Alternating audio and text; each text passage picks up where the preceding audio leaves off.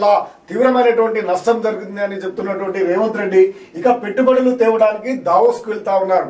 విదేశాల్లో తక్కువ వడ్డీకి అప్పులు వచ్చే అవకాశం ఉండటంతో ఇక దావోస్ కు వెళ్తా ఉన్నారు.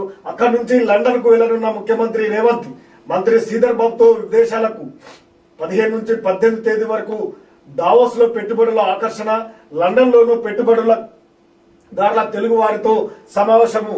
ఇక లండన్ లోను పెట్టుబడులు పెట్టాల్సినటువంటి తెలుగు వారితోటి సమావేశం కానున్నారు. నేడు ఢిల్లీలో సోనియాతో రేవంత్ భేటీ.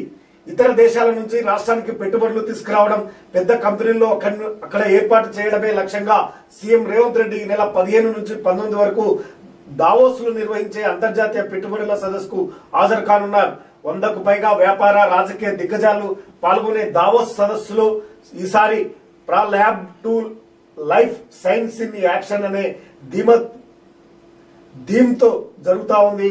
ఈ థీమ్ లో ఇందులో పలువురు కేంద్ర మంత్రులతో పాటు తమిళనాడు, కర్ణాటక, మహారాష్ట్ర, ఉత్తరప్రదేశ్, ఛత్తీస్గఢ్ రాష్ట్రాల నుంచి మంత్రులు, అధికారుల బృందాలు కూడా పాల్గొంటాయి. రాష్ట్రం నుంచి ముఖ్యమంత్రి వెళ్తా ఉన్నారు. దావోస్ కు సంబంధించినటువంటి పెట్టుబడుల ఆకర్షణ కోసం, రాష్ట్రంలో పెట్టుబడులు తీసుకురావడం కోసం దావోస్ లో జరుగుతున్నటువంటి సదస్సుకు ముఖ్యమంత్రి రేవంత్ రెడ్డి వెళ్తా ఉన్నారు.